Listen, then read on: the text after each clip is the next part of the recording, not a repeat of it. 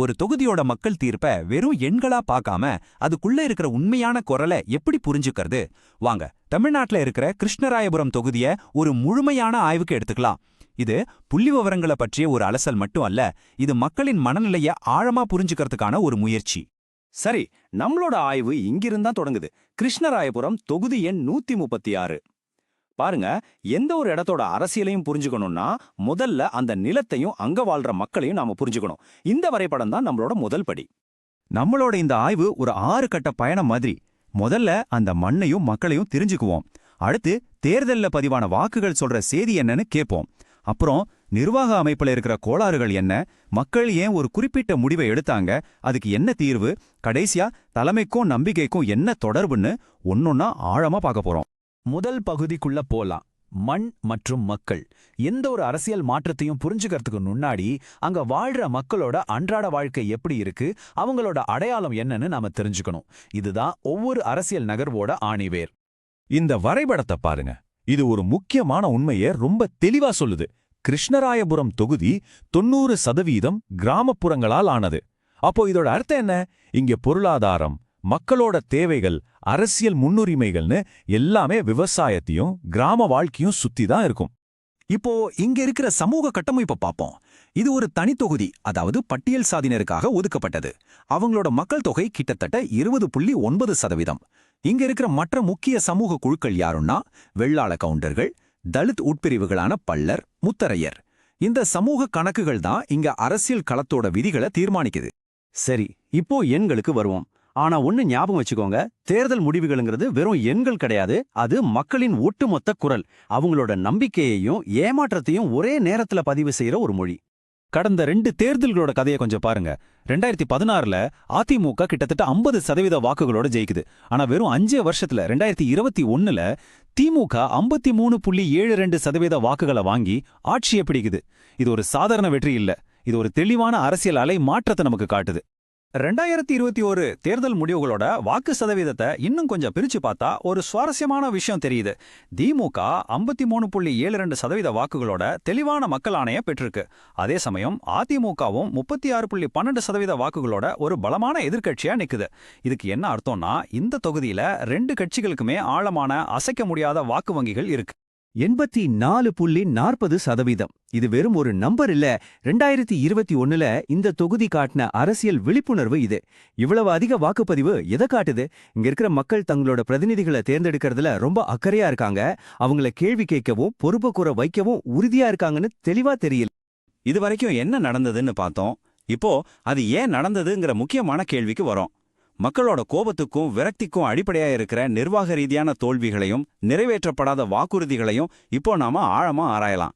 நம்ம அரசியலமைப்பு சட்டம் ஒவ்வொரு குடிமகனுக்கும் கண்ணியமான வாழ்க்கையை உறுதி செய்யுது. அந்த கண்ணியத்தை உறுதி செய்யறதுல நிர்வாகத்தோட பங்கு என்ன? இதோ பாருங்க, இது ஒரு வலிமையான உதாரணம். 2016-17 வாக்குல ஒரு குடிநீர் குழாய் திட்டம் அறிவிக்கப்படுது. அது அந்த பகுதி மக்களோட மிகப்பெரிய நம்பிக்கையா இருந்துச்சு. ஆனா இன்னைக்கு வரைக்கும் அந்த திட்டம் செயல்படுத்தப்படவே இல்லை. இது வெறும் ஒரு திட்டம் பாதியில நின்ன கதை இல்ல, இது ஒரு நம்பிக்கை சிதைஞ்சதோட சின்னம். அப்போ மக்களோட கோபத்துக்கு பின்னாடி என்னதான் இருக்கு? தீராத தண்ணீர் பஞ்சம், குண்டும் குழியுமான கிராமத்து சாலைகள், இளைஞர்களுக்கு வேலைவாய்ப்பு இல்ல, பாதியில நிக்கிற பள்ளி, மருத்துவமனை, மேம்பாட்டு பணிகள். இதெல்லாம் வெறும் குறைகள் இல்ல, இதெல்லாம் மக்களின் அன்றாட போராட்டங்களோட நேரடி சாட்சியங்கள். சரி, இப்போ களத்துல இருக்கிற அரசியல் சக்திகளை பார்ப்போம். இப்போ பதவியில இருக்கிற சட்டமன்ற உறுப்பினரோட பலம் என்ன, பலவீனம் என்ன? ஒரு புது வேட்பாளர் இந்த சூழ்நிலைய எப்படி தனக்கு சாதகமா பயன்படுத்திக்க முடியும்? இப்போ இருக்கிற சட்டமன்ற உறுப்பினரோட அரசியல் இருப்ப ஒரு பேலன்ஸ் ஷீட் மாதிரி பார்க்கலாம். ஒரு பக்கம் அவர் படிச்சவர், நல்ல பெயர் இருக்கு, ஆளுங்கட்சியை சேர்ந்தவர், தலித் சமுதாயத்தோட வலுவான ஆதரவு இருக்கு. இதெல்லாம் அவரோட பலங்கள். இன்னொரு பக்கம் சொல்லிக்கிற மாதிரி பெரிய சாதனைகள் எதுவும் இல்ல, உள்ளூர் பிரச்சனைகள் மேல அதிருப்தி இருக்கு, அப்புறம் கட்சியோட செல்வாக்கம் மட்டுமே நம்பி இருக்கிற ஒரு நிலை. இந்த பலவீனங்கள் தான் ஒரு புதிய சவாலுக்கு கதவை திறந்து விடுது. பாருங்க, அரசியல் களத்துல சில விஷயங்கள் ஆட்டத்தையே மாத்திடும். அதுல முக்கியமானது ஒரு வேட்பாளரோட தனிப்பட்ட கவர்ச்சி, அப்புறம் ஒரு புதுமையான வளர்ச்சி கண்ணோட்டம். அதாவது மதிப்புமிக்க, அரிதான, மத்தவங்களால எளிதா காப்பி பண்ண முடியாத திறன்கள். இந்த ரெண்டும் தான் ஒரு தலைவரை மத்தவங்கள இருந்து வேறுபடுத்தி காட்டுது. இதுவரைக்கும் நாம பிரச்சனைகளை பத்தி பேசிட்டோம். இப்போ அதுக்கான உறுதியான தரவுகளோட அடிப்படையிலான தீர்வுகளை நோக்கி போகலாம். இது வெறும் வெற்று வாக்குறுதிகள் இல்ல, இது ஒரு தெளிவான செயல் திட்டம். தீர்வுக்கான பயணத்தோட முதல் படி தண்ணீர். மக்களோட முதன்மையான பிரச்சனையான தண்ணீர் பற்றாக்குறையை தீர்க்க அடுத்த 25 வருஷத்துக்கான ஒரு நிரந்தர குடிநீர் குழாய் திட்டத்துக்கு 40லேருந்து 50 கோடி ரூபாய் முதலீடு தேவை. இது வெறும் வாக்குறுதி இல்ல, இது ஒரு தெளிவான செலவு மதிப்பீடு செய்யப்பட்ட ஒரு பொறியியல் தீர்வு. 2வது முன்னுரிமை சாலை இணைப்பு. கிராமப்புற சாலைகளையும் முக்கிய இணைப்புச் சாலைகளையும் மேம்படுத்த 30 கோடி ரூபாய். இது வெறும் பயணத்தை சுலபமாக்குறதுக்கு மட்டும் இல்ல, இது விவசாய பொருட்களை சந்தைக்கு கொண்டு போறதுக்கும் பிள்ளைகளை பள்ளிக்கு அனுப்புறதுக்கும் அவசர மருத்துவ உதவிக்கும் வழிவகுக்கிற ஒரு முதலீடு. 3வது தீர்வு இளைஞர்களோட எதிர்காலம். வேலையில்லா திண்டாட்டத்தை குறைக்க உள்ளூர்லேயே ஒரு தொழிற்பயிற்சி மற்றும் தகவல் தொழில்நுட்ப நிறுவனத்தை அமைக்க 15 கோடி ரூபாய். இது மூலமா வருஷத்துக்கு 1000 இளைஞர்களுக்கு திறன் பயிற்சி கொடுத்து அவங்க சொந்த கால்ல நிக்கிறதுக்கு நாம வழிவகை செய்யலாம். இது அவங்க வாழ்க்கைய மட்டும் இல்ல, இந்த தொகுதியோட பொருளாதாரத்தை மாத்தும். ஒரு திட்டம் காகிதத்துல இருந்தா மட்டும் பத்தாது, அது செயலுக்கு வரணும். இதோ முதல் 30 நாளுக்கான ஒரு செயல் திட்டம். கள ஆய்வுகள் நடத்தி மக்களின் தேவைகளை இன்னும் துல்லியமா தெரிஞ்சுக்கிறது. மக்கள் சந்திப்பு கூட்டங்கள் நடத்துறது. தண்ணீர், சாலை, வேலைவாய்ப்புன்னு முக்கிய பிரச்சனைகளை மையமா வச்சு விளம்பரங்கள் செய்யறது. உள்ளூர் தன்னார்வலர்களை ஒன்னு சேர்க்கிறது. இப்படி முதல் நாள்ல இருந்தே களத்துல இறங்க தயாரா இருக்கிற ஒரு திட்டம் இது. நம்ம ஆய்வோட மையக்கருத்துக்கு இப்ப வரும். இந்த புள்ளி விவரங்கள், திட்டங்கள் எல்லாமே கடைசியில ஒரு இடத்துல தான் வந்து நிக்குது. அதுதான் நம்பிக்கை.